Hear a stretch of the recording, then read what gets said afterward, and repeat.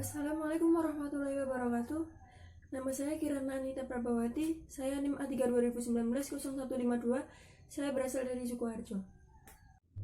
Standar Nasional Pendidikan Sekolah atau Madrasah memuat tentang penjelasan NSP, standar isi, standar proses pendidikan dasar dan menengah, pelaksanaan pembelajaran, standar kompetensi lulusan atau SKL, kemudian standar kualifikasi akademik dan kompetensi guru. Ada juga standar sarana dan prasarana pendidikan, lalu ruang lingkup, teknik dan instrumen pendidikan. Dan dalam standar proses pendidikan dasar dan menengah, terdapat karakteristik pembelajaran, perencanaan pembelajaran, kemudian dalam pelaksanaan pembelajaran, terdapat penilaian hasil dan proses pembelajaran. Ada juga pengawasan proses pembelajaran. Lalu dalam standar kualifikasi akademik dan kompetensi guru, terdapat kualifikasi akademik guru, standar kompetensi guru. Lalu dalam standar sarana dan prasarana pendidikan, terdapat standar sarana dan prasarana sekolah dasar atau madrasah ibtidaiyah. Kemudian standar pengelolaan pendidikan, lalu standar pembiayaan pendidikan. Dan yang terakhir adalah standar penilaian pendidikan. Lalu dalam ruang lingkup teknik dan instrumen pendidikan, terdapat ruang lingkup penilaian. Kemudian ada teknik dan instrumen penilaian. Pertama, penyelenggaraan pendidikan dinyatakan sebagai suatu proses pembudayaan dan pemberdayaan peserta didik yang berlangsung sepanjang hayat, di mana dalam proses tersebut harus ada pendidik yang memberikan keteladanan dan mampu membangun kemauan serta mengembangkan potensi dan kreativitas peserta didik. Yang kedua, adanya perubahan pandangan tentang peran manusia dan paradigma manusia sebagai sumber daya pembangunan menjadi paradigma manusia sebagai subjek pembangunan secara utuh. Yang ketiga, adanya pandangan terhadap keberadaan peserta didik yang terintegrasi dengan lingkungan sosial kulturalnya dan pada gilirannya akan menumbuhkan individu sebagai pribadi dan anggota masyarakat mandiri yang berbudaya. Lalu yang keempat, dalam rangka mewujudkan visi dan menjalankan misi pendidikan nasional, diperlukan suatu acuan dasar oleh setiap penyelenggara dan satuan pendidikan yang meliputi kriteria dan kriteria minimal berbagai aspek yang terkait dengan penyelenggaraan pendidikan. Berdasarkan tingkat kompetensi tersebut, ditetapkan kompetensi yang bersifat generik yang selanjutnya digunakan sebagai acuan dalam mengembangkan kompetensi yang bersifat spesifik dan ruang lingkup materi untuk setiap muatan kurikulum. Secara hierarkis, kompetensi lulusan digunakan sebagai acuan untuk menetapkan kompetensi yang bersifat generik pada setiap tingkat kompetensi. Kompetensi yang bersifat generik mencakup 3 ranah, yakni sikap, pengetahuan, dan keterampilan. Kompetensi yang bersifat generik terdiri atas 4 dimensi yang mempresentasikan sikap spiritual, sikap sosial, sikap pengetahuan, dan keterampilan. C. Kegiatan penutup. Melakukan refleksi untuk mengevaluasi 1. Seluruh rangkaian aktivitas pembelajaran dan hasil-hasil yang diperoleh untuk selanjutnya secara bersama menemukan manfaat langsung maupun tidak langsung dari hasil pembelajaran yang telah berlangsung. 2. Memberikan umpan balik terhadap proses dan hasil pembelajaran. 3. Melakukan kegiatan tindak lanjut dalam bentuk pemberian tugas, baik tugas individual maupun kelompok. Dan 4. Menginformasikan rencana kegiatan pembelajaran untuk pertemuan berikutnya. 3. Mengajukan pertanyaan-pertanyaan yang mengaitkan pengetahuan sebelumnya dengan materi yang akan dipelajari. 4. Menjelaskan tujuan pembelajaran atau kompetensi dasar yang akan dicapai. 5. Menyampaikan cakupan materi dan penjelasan uraian kegiatan sesuai dengan silabus. Kegiatan inti, menggunakan model pembelajaran, metode pembelajaran, media pembelajaran, dan sumber belajar yang disesuaikan dengan karakteristik peserta didik dan mata pelajaran. Pemilihan pendekatan tematik dan atau tematik terpadu dan atau scientific dan atau inquiry dan atau penyingkapan atau discovery dan atau pembelajaran yang menghasilkan karya berbasis pemecahan masalah atau project based learning disesuaikan dengan karakteristik kompetensi dan jenjang pendidikan. Standar Nasional Pendidikan memuat kriteria minimal tentang komponen pendidikan yang memungkinkan setiap jenjang dan jalur pendidikan untuk mengembangkan pendidikan secara optimal sesuai dengan karakteristik dan kekhasan programnya. Hal ini diatur dalam Peraturan Pemerintah Republik Indonesia Nomor 32 Tahun 2013 tentang perubahan atas Peraturan Pemerintah Nomor 19 Tahun 2005 tentang Standar Nasional Pendidikan.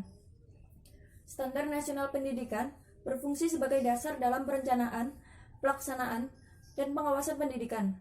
Adapun tujuannya, menjamin mutu pendidikan nasional dalam rangka mencerdaskan kehidupan bangsa dan membentuk watak serta peradaban bangsa yang bermartabat. Ruang lingkup standar nasional pendidikan. Yang pertama, standar isi, standar proses, standar kompetensi lulusan, standar pendidikan dan standar pendidik dan tenaga kependidikan. 5. Standar sarana dan prasarana. 6. Standar pengelolaan. 7. Standar pembiayaan. Dan yang terakhir, standar penilaian pendidikan. 2. Perencanaan pembelajaran. Perencanaan pembelajaran dirancang dalam bentuk silabus dan rencana pembelajaran dan rencana pelaksanaan pembelajaran atau RPP yang mengacu standar isi. Perencanaan pembelajaran meliputi penyusunan RPP dan menyiapkan media dan sumber belajar, perangkat penilaian pembelajaran, dan skenario pembelajaran. Penyusunan silabus dan RPP disesuaikan pendekatan pembelajaran yang digunakan. A. Silabus merupakan acuan penyusunan kerangka pembelajaran untuk setiap bahan kajian mata pelajaran. Silabus paling sedikit memuat identitas mata pelajaran, identitas sekolah, kompetensi inti, kompetensi dasar, tema, materi pokok, pembelajaran, penilaian, alokasi waktu, dan sumber belajar. Lalu standar isi, pendidikan isi pendidikan nasional pada kurikulum 2006 atau KTSP diatur dalam Peraturan Menteri Pendidikan Nasional Nomor 22 Tahun 2006 pada tanggal 23 Mei tahun 2006. Standar isi adalah ruang lingkup materi dan tingkat kompetensi yang dituangkan dalam kriteria tentang kompetensi tamatan, bahan kajian, mata pelajaran, dan silabus pembelajaran yang harus dipenuhi oleh peserta didik pada jenjang dan jenis pendidikan tertentu. Dalam lampiran Permendikbud nomor 64 tahun 2013 dijelaskan bahwa dalam upaya mewujudkan tujuan pendidikan nasional ditetapkan standar kompetensi lulusan yang merupakan kriteria mengenai kualifikasi kemampuan lulusan yang mencakup sikap, pengetahuan, dan keterampilan. Untuk mencapai kompetensi lulusan tersebut, perlu ditetapkan standar isi yang merupakan kriteria mengenai ruang lingkup, materi, dan tingkat kompetensi peserta didik untuk mencapai kompetensi lulusan pada jenjang dan jenis pendidikan tertentu.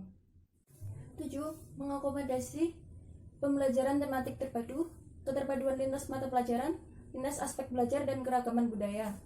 8. Penerapan teknologi informasi dan komunikasi secara terintegrasi, sistematis, dan efektif sesuai dengan situasi dan kondisi. Pelaksanaan pembelajaran. Pelaksanaan pembelajaran merupakan implementasi dari RPP, meliputi kegiatan pendahuluan, inti, dan penutup. A. Kegiatan pendahuluan. 1. Menyiapkan peserta didik secara fisik untuk mengikuti proses pembelajaran. 2. Memberi motivasi belajar siswa secara konseptual sesuai manfaat dan aplikasi materi ajar dalam kehidupan sehari-hari dengan memberi contoh dan perbandingan lokal, nasional, dan internasional.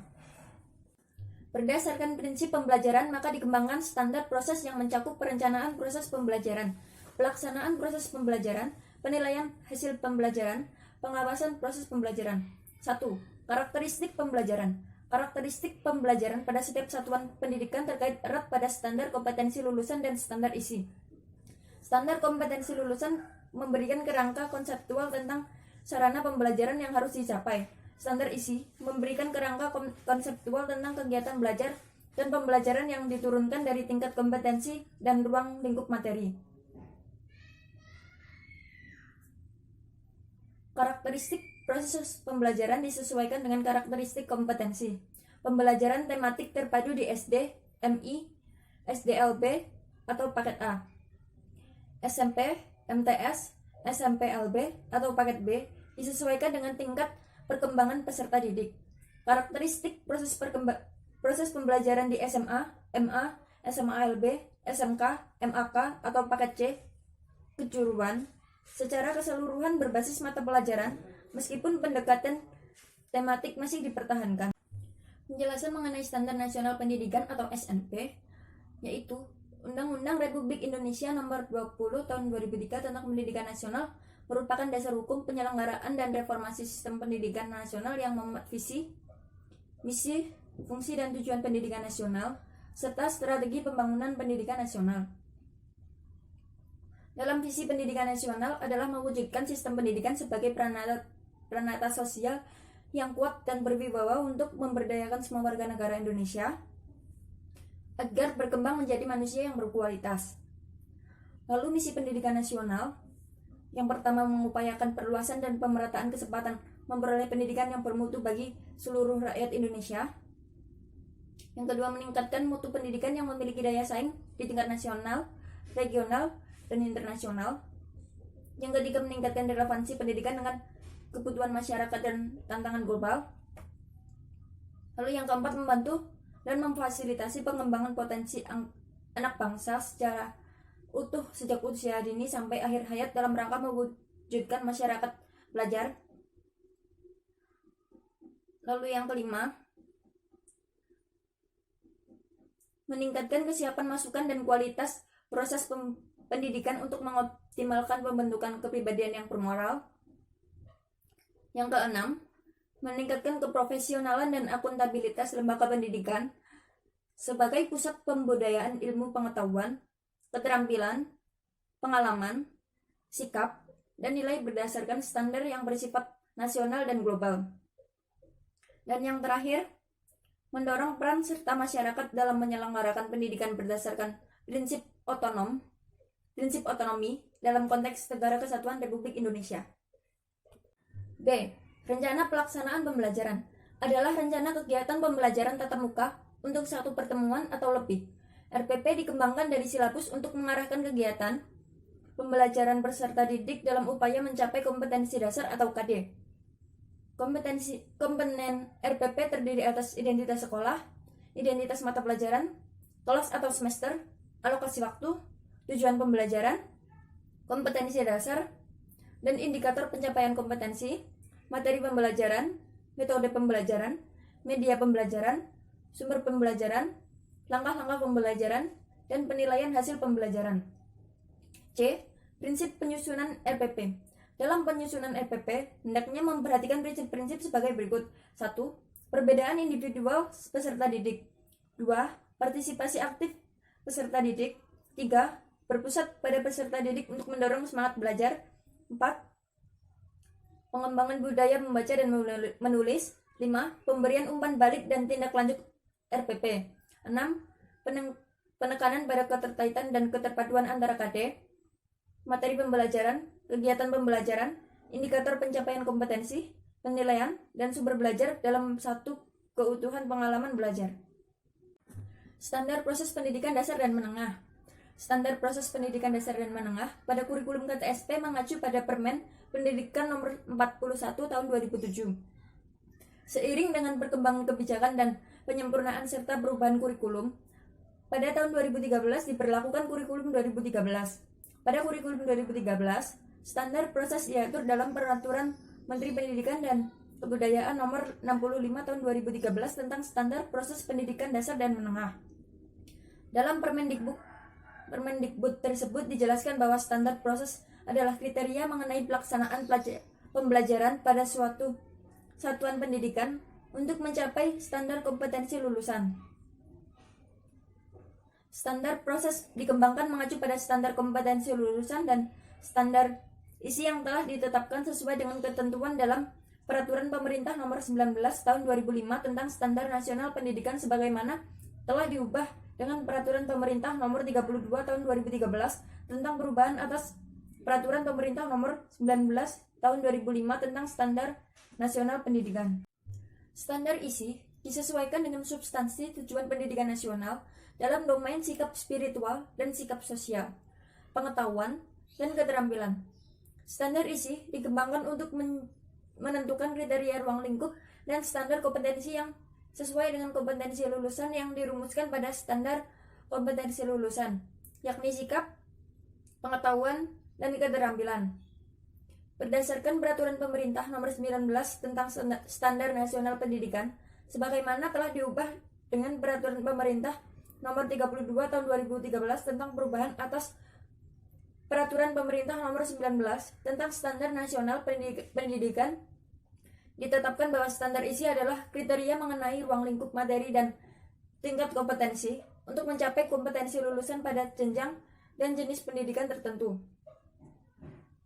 Dalam usaha mencapai standar kompetensi lulusan sebagaimana telah ditetapkan untuk mencapai satuan dan jenjang pendidikan, penguasaan kompetensi lulusan dikelompokkan menjadi beberapa tingkat kompetensi.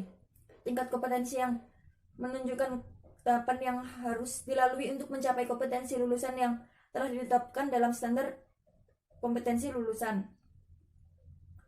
Tingkat kompetensi dikembangkan berdasarkan kriteria 1. Tingkat perkembangan peserta didik, 2. Kualifikasi kompetensi Indonesia, dan 3. Penguasaan kompetensi yang berjenjang. Tingkat kompetensi disusun berdasarkan taksonomi struktur capaian belajar terobservasi atau Structure of the Observed Learning Outcome, Solo Taxonomy. Berdasarkan taksonomi ini, capaian belajar dikelompokkan dalam 5 kategori, yaitu pre-structural, unistructural, multistructural, relational, dan extended abstract.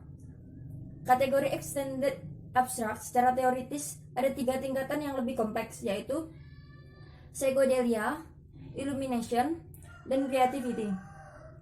Yang kesemua itu merupakan capaian belajar yang lebih abstrak.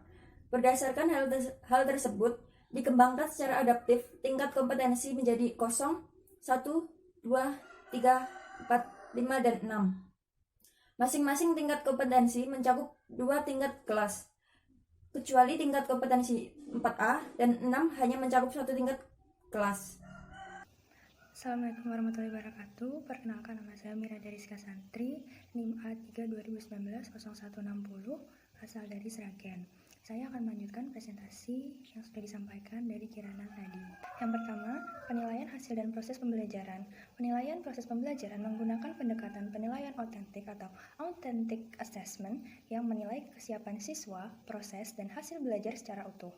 Keterpaduan penilaian ketiga komponen tersebut akan menggambarkan kapasitas, gaya, dan perolehan belajar siswa atau bahkan mampu menghasilkan dampak instructional effect dan dampak pengiring atau nurturing effect dari pembelajaran.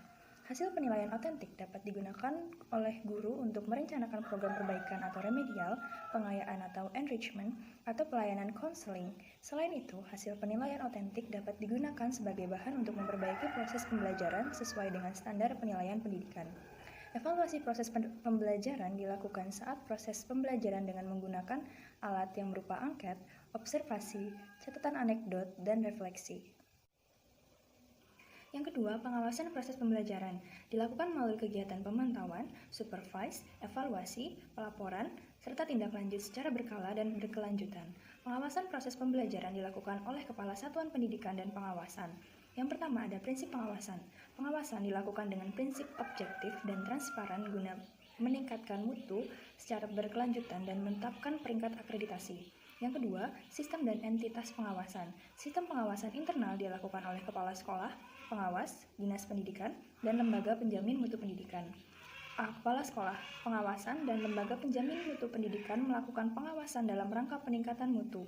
B. Kepala sekolah dan pengawas melakukan pengawasan dalam bentuk supervise akademik dan supervise manajerial. Pengawasan yang dilakukan lembaga penjamin mutu pendidikan diwujudkan dalam bentuk evaluasi diri sekolah. 3. Proses pengawasan meliputi A. Pemantauan dilakukan pada tahap perencanaan, pelaksanaan, dan penilaian hasil pembelajaran. Pemantauan dilakukan melalui antara lain diskusi, kelompok terfokus, pengamatan, pencatatan, perekaman, wawancara, dan dokumentasi. B. Supervisi dilakukan pada tahap perencanaan, pelaksanaan, dan penilaian hasil pembelajaran yang dilakukan melalui pemberian contoh, diskusi, konsultasi, atau pelatihan. C. Pelaporan hasil kegiatan pemantauan, supervise, dan evaluasi proses pembelajaran disusun dalam bentuk laporan untuk kepentingan tindak lanjut pengembangan keprofesian pendidik secara berkelanjutan. D. Tindak lanjut dilakukan dalam bentuk yang pertama penguatan dan penghargaan kepada guru yang menunjukkan kinerja yang memenuhi atau melampaui standar, dan yang kedua pemberian kesempatan kepada guru untuk mengikuti program pengembangan keprofesionalan berkelanjutan. Standar kompetensi lulusan atau SKL. Standar kompetensi lulusan adalah kualifikasi kemampuan lulusan yang mencakup sikap, pengetahuan, dan keterampilan. SKL untuk Satuan Pendidikan Dasar dan Menengah pada kurikulum 2006 atau KTSP diatur dalam Peraturan Menteri Pendidikan Nasional Nomor 23 Tahun 2006. Selanjutnya, seiring diberlakukannya kurikulum 2013, SKL diatur dalam Peraturan Menteri Pendidikan dan Kebudayaan Nomor 54 Tahun 2013 tentang SKL Pendidikan Dasar dan Menengah. Tujuan dari SKL adalah sebagai acuan utama pengembangan standar isi, proses, penilaian pendidikan, pendidik dan tenaga kependidikan, sarana dan prasarana, pengelolaan, dan pembiayaan. Adapun ruang lingkup SKL terdiri atas kriteria kualifikasi, kemampuan peserta didik yang diharapkan dapat dicapai setelah menyelesaikan masa belajarnya. Standar pendidik dan tenaga kependidikan. Standar pendidik dan tenaga kependidikan adalah kriteria pendidikan prajabatan atau kelayakan fisik maupun mental, serta pendidikan dalam prajabatan. Undang-Undang Sistem Pendidikan Nasional Nomor 20 Tahun 2003 menyebutkan bahwa pendidik adalah tenaga kependidikan yang berkualifikasi sebagai guru, dosen, konselor, pamong belajar, widyaswara, tutor, instruktur, fasilitator, dan sebutan lain yang sesuai dengan kekhususannya, serta berpartisipasi dalam menyelenggarakan pendidikan. Tenaga kependidikan adalah anggota masyarakat yang mengabdikan diri dan diangkat untuk menunjang penyelenggaraan pendidikan. Dalam Standar Nasional Pendidikan atau NSP menyebutkan bahwa pendidik harus memiliki kualifikasi akademik serta kompetensi sebagai agen pembelajaran, sehat jasmani dan rohani, serta memiliki kemampuan untuk mewujudkan tujuan pendidikan nasional. Kualifikasi akademik adalah tingkatan pendidikan minimal yang harus dipenuhi oleh seorang pendidik yang dibuktikan dengan ijazah dan atau sertifikat keahlian yang relevan sesuai dengan ketentuan perundang-undangan yang berlaku. Adapun kompetensi sebagai agen pembelajaran pada jenjang pendidikan dasar dan menengah serta pendidikan anak usia dini meliputi yang pertama kompetensi pedagogik, yang kedua kompetensi kepribadian, yang ketiga kompetensi profesional, dan yang terakhir kompetensi sosial. Standar kualifikasi akademik dan kompetensi guru. Standar kualifikasi dan kompetensi yang harus dimiliki oleh seorang guru diatur dalam Permendiknas Nomor 16 Tahun 2007 sebagai berikut. Yang pertama, kualifikasi akademik guru. A. Kualifikasi akademik guru melalui pendidikan formal. Kualifikasi akademik guru pada satuan pendidikan jalur formal mencakup kualifikasi akademik guru PAUD atau TK atau RA, guru SD atau MI, guru SMP atau MTS, guru SMA atau MA, guru SDLB atau SMPLB atau SMALB, dan guru SMK atau MAK. B. Kualifikasi akademik guru PAUD, TK atau RA. Harus memiliki kualifikasi akademik pendidikan minimum D4 atau S1 dalam bidang pendidikan anak usia dini atau psikologi yang diperoleh dari program studi yang terakreditasi. C. Kualifikasi akademik guru SD atau MI. Harus memiliki kualifikasi akademik pendidikan minimum D4 atau S1 dalam bidang PGSD atau PGMI atau psikologi yang diperoleh dari program studi yang terakreditasi. D. Kualifikasi akademik guru SMP atau MTS. Harus memiliki kualifikasi akademik pendidikan minimum D4 atau S1, program studi yang sesuai dengan mata pelajaran yang akan diajarkan atau diampu, dan diperoleh dari program studi yang terakreditasi. E. Kualifikasi akademik guru SMA atau MA. Harus memiliki kualifikasi akademik pendidikan minimum D4 atau S1, program studi yang sesuai dengan mata pelajaran yang diajarkan atau diampu, dan diperoleh dari program studi yang terakreditasi. F. Kualifikasi akademik guru SDLB, SMPLB, atau SMALB. Harus memiliki kualifikasi akademik pendidikan minimum D4 atau S1 dalam program pendidikan khusus atau sarjana yang sesuai dengan mata pelajaran yang diajarkan atau diampu, dan diperoleh dari program studi yang terakreditasi.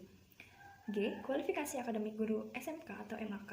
Harus memiliki kualifikasi akademik pendidikan minimum D4 atau S1 program studi yang sesuai dengan mata pelajaran yang diajarkan atau diampu, dan diperoleh dari program studi yang terakreditasi.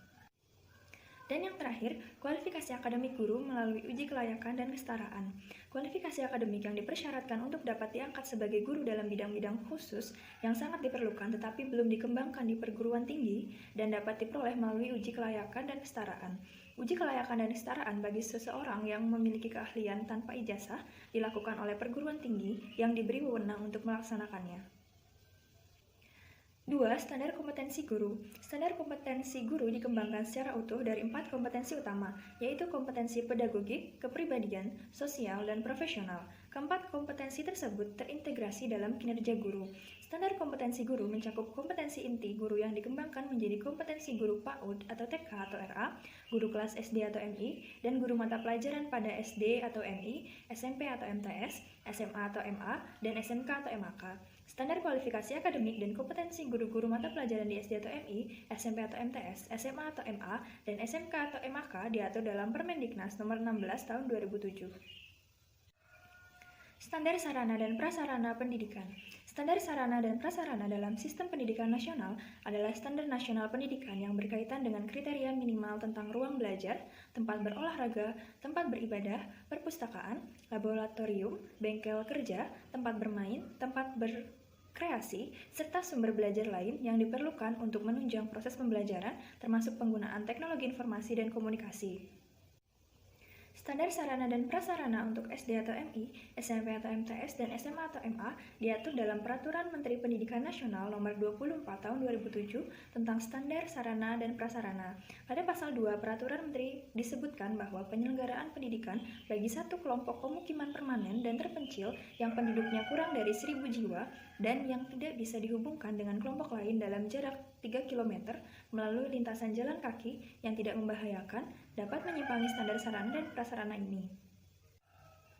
Sarana pendidikan adalah segala sesuatu yang meliputi peralatan dan perlengkapan yang langsung digunakan dalam proses pendidikan di sekolah, seperti gedung, ruangan, meja, kursi, alat peraga, dan buku pelajaran. Adapun prasarana adalah semua komponen yang secara tidak langsung menunjang jalannya proses belajar mengajar di sebuah lembaga pendidikan, seperti jalan menuju sekolah, halaman sekolah, dan tata tertib sekolah. Lampiran Peraturan Menteri Pendidikan Nasional Nomor 24 Tahun 2007 menjelaskan tentang berbagai istilah yang digunakan dalam sarana dan prasarana atau glosarium. Yang pertama, standar sarana dan prasarana sekolah dasar atau madrasah ibtidaiyah. A. Satuan pendidikan. 1. SD atau MI memiliki minimum 6 rombongan belajar dan maksimum 24 rombongan belajar. 1 SD atau MI dengan 6 rombongan belajar melayani maksimum 2.000 jiwa. Untuk pelayanan penduduk lebih dari 2.000 jiwa, dilakukan penambahan rombongan belajar di sekolah yang telah ada, dan bila rombongan belajar lebih dari 24, dilakukan pembangunan SD atau MI baru. 1 desa atau kelurahan dilayani oleh minimum 1 SD atau MI. 1 kelompok pemukiman permanen dan terpencil dengan banyak penduduk lebih dari 1.000 jiwa dilayani oleh 1 SD atau MI dalam jarak tempuh bagi peserta didik yang berjalan kaki maksimum 3 km melalui lintasan yang tidak membahayakan. B. Lahan. Lahan untuk satuan pendidikan SD atau MI memenuhi ketentuan rasio minimum luas lahan terhadap peserta didik seperti tercantum pada tabel berikut. Untuk nomor pertama, jika banyak rombongan belajar sebanyak 6 rombongan, maka rasio minimum luas lantai atau bangunan terhadap peserta didik, yaitu jika bangunan satu lantai 12,7 meter persegi untuk setiap peserta didik, sedangkan yang berlantai 2 7 meter persegi, berlantai 3 4,9 meter persegi. Untuk banyak rombongan 7-12, bangunan lantai 1 11,1 meter persegi, lantai 2 6 meter persegi, lantai 3 4,3 meter persegi. Untuk banyak rombongan 13-18 rombongan, bangunan lantai 1 seluas 10,6 meter persegi per peserta didik, bangunan lantai 2 5,6 persegi per peserta didik, dan bangunan lantai 3 4,1 meter persegi. Dan yang terakhir untuk banyak rombongan 19-24, bangunan lantai 1 yaitu luasnya 10,3 meter persegi, bangunan lantai 2 5,5 meter persegi, dan bangunan lantai 3 4,1 meter persegi. Perkenalkan, nama saya Evista Putri Aulia, NIM A320190154, asal dari Batak Sukoharjo. Di sini saya akan melanjutkan presentasi dari Kirana dan Mirada.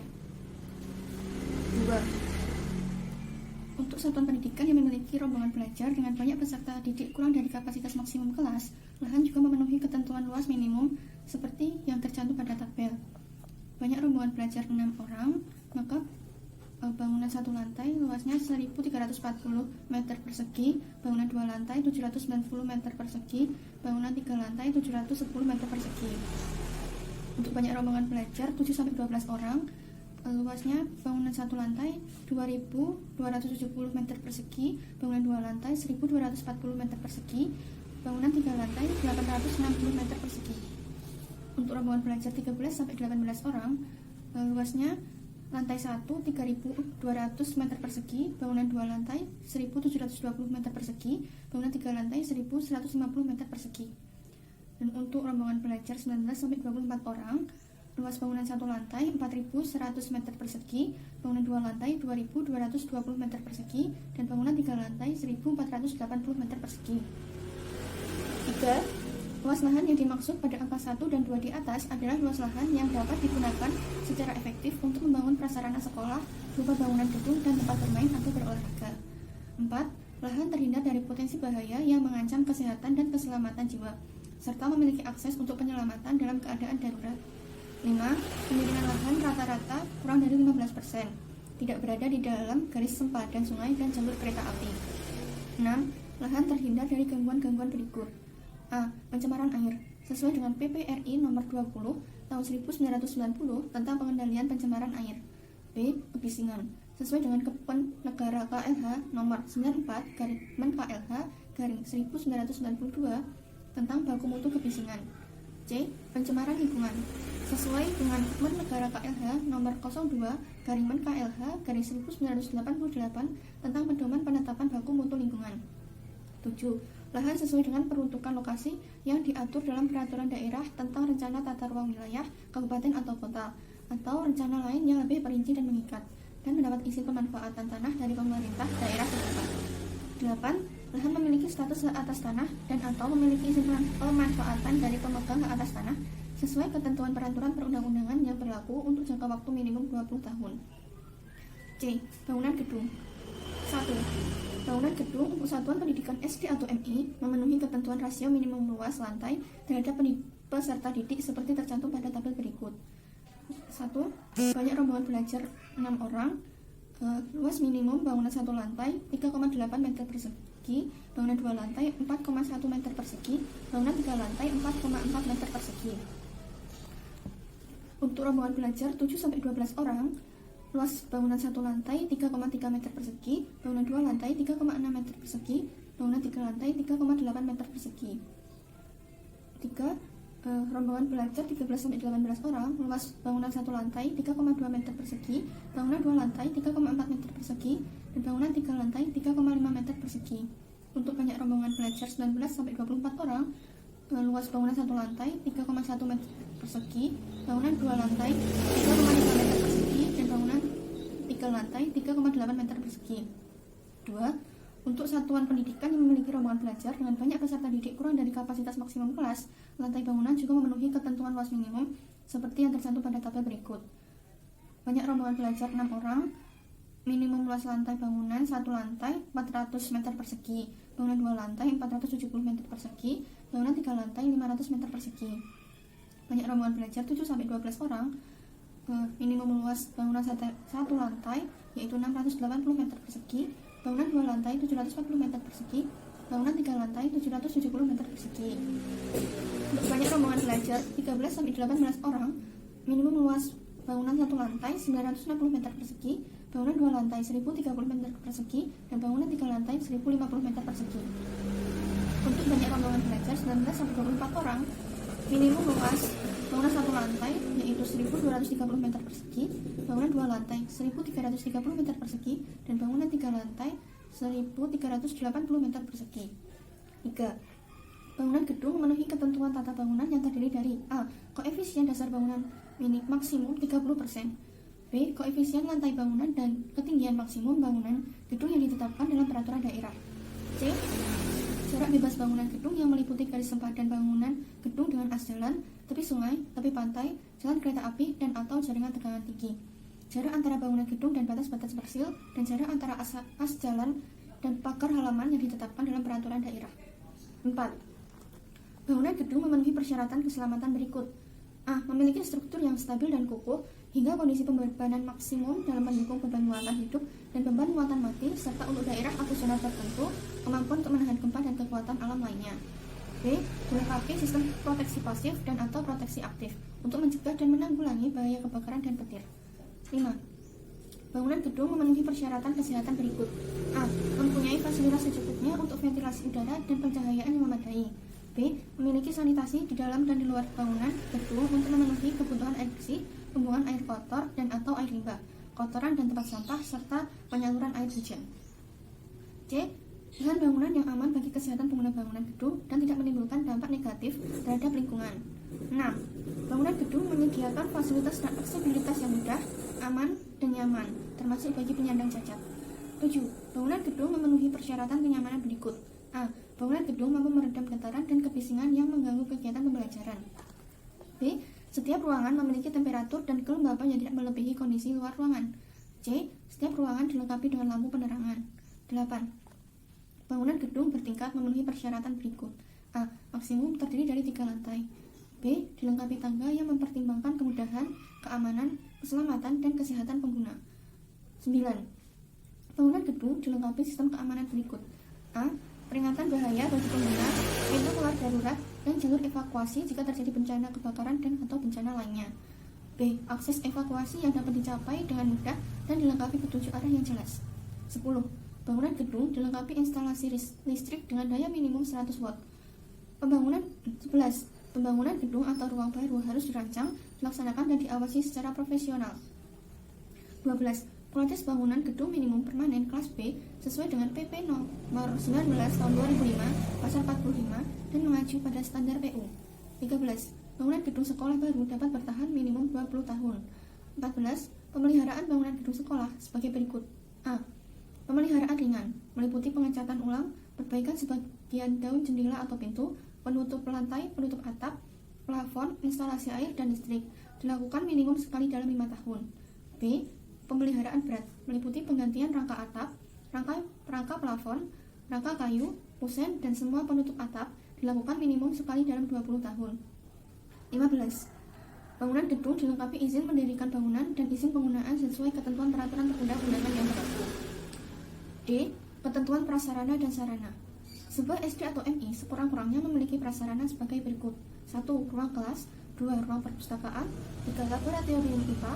4. Ruang pimpinan. 5. Ruang guru. 6. Tempat beribadah. 7. Ruang UKS. 8. Jamban. 9. Gudang. 10. Ruang sirkulasi. 11. Tempat bermain atau berolahraga. Ketentuan mengenai prasarana tersebut beserta sarana yang ada diatur dalam Permendiknas nomor 24 tahun 2007.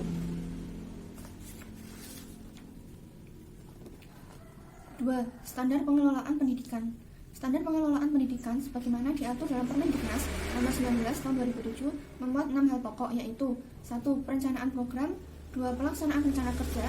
3. Pengawasan dan evaluasi. 4. Kepemimpinan sekolah atau madrasah. 5. Sistem informasi manajemen. Dan 6. Penilaian khusus. A. Perencanaan program. Perencanaan program mencakup perumusan visi, misi, tujuan sekolah, dan rencana kerja sekolah atau madrasah. B. Pelaksanaan rencana kerja. Pelaksanaan rencana kerja mengatur berbagai aspek pengelolaan secara tertulis yang mudah dibaca oleh pihak-pihak yang terkait. Dalam merumuskan rencana kerja harus mempertimbangkan visi, misi, dan tujuan sekolah atau madrasah. Selalu ditinjau dan dirumuskan kembali secara berkala sesuai dengan perkembangan masyarakat. C. Pengawasan dan evaluasi. Penyusunan program pengawasan di sekolah atau madrasah didasarkan pada standar nasional pendidikan dan program pengawasan disosialisasikan ke seluruh pendidik dan tenaga kerja kependidikan. Setiap pihak yang menerima laporan hasil pengawasan menindaklanjuti laporan hasil pengawasan tersebut dalam rangka meningkatkan mutu, termasuk memberikan sanksi atas penyimpangan yang ditemukan, mendokumentasikan dan menggunakan hasil pemantauan, supervisi, evaluasi, dan pelaporan serta catatan tindak lanjut untuk memperbaiki kinerja dan pengelolaan pembelajaran dan pengelolaan secara keseluruhan. D. Kepemimpinan sekolah atau madrasah.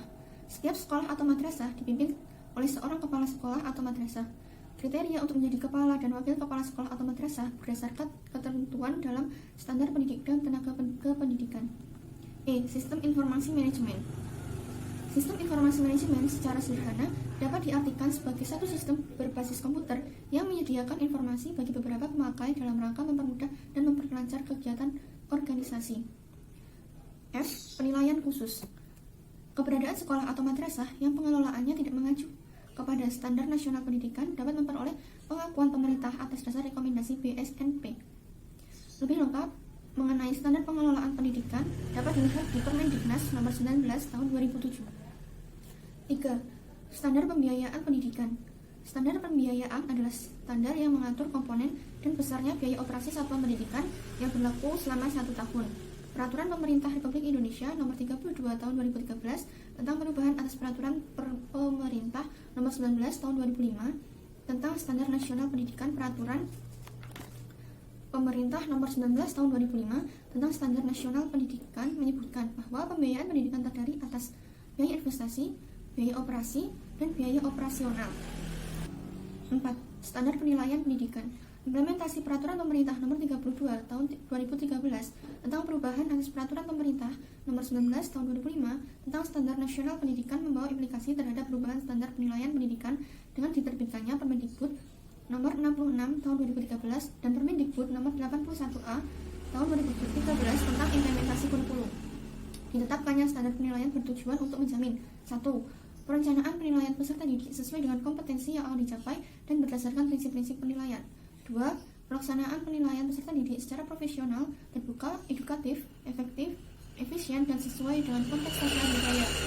3. Pelaporan hasil penilaian peserta didik secara objektif, akuntabel, dan informatif. Penilaian pendidikan sebagai proses pengumpulan dan pengolahan informasi untuk mengukur pencapaian hasil belajar peserta didik mencakup penilaian autentik, penilaian diri, penilaian berbasis portofolio, ulangan harian, ulangan tengah semester, ulangan akhir semester, ujian tingkat kompetensi, ujian mutu tingkat kompetensi, ujian nasional, dan ujian sekolah atau madrasah. Penilaian hasil belajar peserta didik pada jenjang pendidikan dasar dan menengah didasarkan pada prinsip-prinsip sebagai berikut. 1. Objektif. 2. Terpadu. 3. Ekonomis. 4. Transparan. 5. Akuntabel. Dan 6. Edukatif. Pendekatan penilaian yang digunakan adalah penilaian acuan kriteria atau PAK. PAK merupakan penilaian pencapaian kompetensi yang didasarkan pada kriteria ketuntasan minimal atau KKM. KKM merupakan kriteria ketuntasan belajar minimal yang ditentukan oleh satuan pendidikan dengan mempertimbangkan karakteristik kompetensi dasar yang akan dicapai, daya dukung, dan karakteristik peserta didik. Ruang lingkup, teknik, dan instrumen penilaian. 1. Ruang lingkup penilaian. Penilaian hasil belajar peserta didik mencakup kompetensi sikap, pengetahuan, dan keterampilan yang dilakukan secara berimbang sehingga dapat digunakan untuk menentukan posisi relatif setiap peserta didik terhadap standar yang telah ditetapkan. Teknik dan instrumen penilaian. Teknik dan instrumen yang digunakan yaitu A. Penilaian kompetensi sikap. Pendidik melakukan penilaian kompetensi sikap melalui observasi, penilaian diri, penilaian teman sejawat, atau peer evaluation oleh peserta didik dan jurnal. Instrumen yang digunakan untuk observasi, penilaian diri, dan penilaian antar peserta didik adalah daftar cek atau skala penilaian atau rating scale yang disertai rubrik. Sedangkan pada jurnal berupa catatan pendidik. B. Penilaian kompetensi pengetahuan. Pendidik menilai kompetensi pengetahuan melalui tes tulis, tes lisan, dan penugasan. C. Penilaian kompetensi keterampilan. Pendidik menilai kompetensi keterampilan melalui penilaian kinerja, yaitu penilaian yang menuntut peserta didik mendemonstrasikan suatu kompetensi tertentu dengan menggunakan tes praktik, proyek, dan penilaian portofolio. Instrumen yang digunakan berupa daftar cek atau skala penilaian atau rating scale yang dilengkapi rubrik. Instrumen penilaian harus memenuhi persyaratan. 1. Substansi yang merepresentasikan kompetensi yang dinilai. 2. Konstruksi yang memenuhi persyaratan teknis sesuai dengan bentuk instrumen yang digunakan. 3. Penggunaan bahasa yang baik dan benar serta komunikatif sesuai dengan tingkat perkembangan peserta didik. Baik, sekian presentasi dari kelompok kami. Kurang lebihnya mohon maaf. Wassalamualaikum warahmatullahi wabarakatuh.